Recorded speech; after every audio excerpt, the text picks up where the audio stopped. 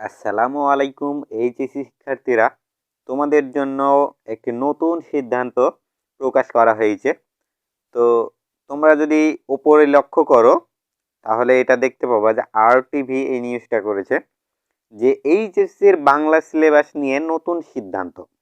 তো কি কি সিদ্ধান্ত নিয়েছে আমি তোমাদেরকে নিচে পড়ে শোনাবো। তো তোমরা অবশ্যই ভিডিওটা লাস্ট পর্যন্ত দেখবা। আর তোমরা যারা আমার চ্যানেলটা এখনো সাবস্ক্রাইব করোনি অবশ্যই সাবস্ক্রাইব করে রাখবা, তাহলে তোমাদের সকল আপডেট পাওয়ার সাথে সাথে আমি দেওয়ার চেষ্টা করব। তো আমরা যদি নিচের দিকে যাই তাহলে দেখতে পাবো যে এখানে লেখা আছে 2025-26 শিক্ষাবর্ষে একাদশ ও দ্বাদশ শ্রেণীর বাংলা প্রথম পত্রের বিদ্যমান পাঠ্যসূচি বহাল থাকবে। মানে 2025-26 শিক্ষাবর্ষে একাদশ শ্রেণী ও দ্বাদশ শ্রেণীর যে বাংলা প্রথম পত্রের বইটা আছে সেটা সূচি বহাল থাকবে। এতে নতুন কোনো পাঠ্যসূচি যুক্ত করা হয়নি, মানে নতুন কোনো তোমাদের পাঠ্যসূচিগুলো যুক্ত করা হয়নি। এছাড়াও নতুন কোনো নির্দেশনা না দেওয়া পর্যন্ত এই পাঠ্যসূচি পরবর্তী শিক্ষাবর্ষগুলোর ক্ষেত্রেও প্রয়োজন থাকবে।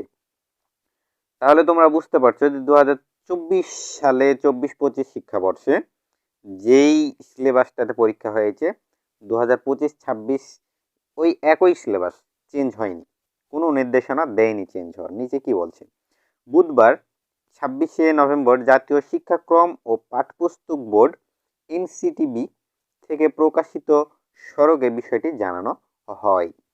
এতে বলা হয় 2025-26 শিক্ষাবর্ষের একাদশ ও দ্বাদশ শ্রেণীর প্রথম বাংলা প্রথম পত্রের জন্য 2024-25 শিক্ষাবর্ষে বিদ্যমান পাঠ্যসূচি প্রয়োজন হবে। মানে 24-25 শিক্ষাবর্ষে যেই সিলেবাসটা ছিল সেম সিলেবাস থাকবে, কোনো চেঞ্জ নাই।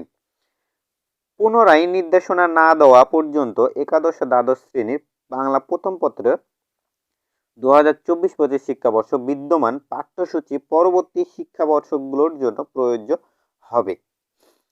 স্মারকীয় মাধ্যমিক ও উচ্চ মাধ্যমিক শিক্ষা অধিদপ্তর, মাদ্রাসা শিক্ষা অধিদপ্তর, কারিগরি শিক্ষা অধিদপ্তর, কারিগরি ও মাদ্রাসা শিক্ষা বিভাগ, মাধ্যমিক ও উচ্চ মাধ্যমিক বিভাগ, ঢাকা, বাংলাদেশ কারিগরি শিক্ষা বোর্ড এবং বাংলাদেশ মাদ্রাসা শিক্ষা বোর্ডের পাঠানো হয়েছে, মানে ওই নির্দেশনাটা আর কি।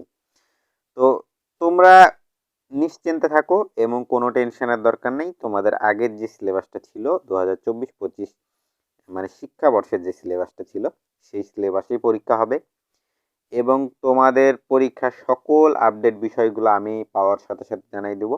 এর জন্য আমার চ্যানেলটা অবশ্যই সাবস্ক্রাইব করে রাখবে। তো আজকের মতো এই পর্যন্তই। সবাই সুস্থ থেকো, ভালো থেকো, আল্লাহ হাফেজ।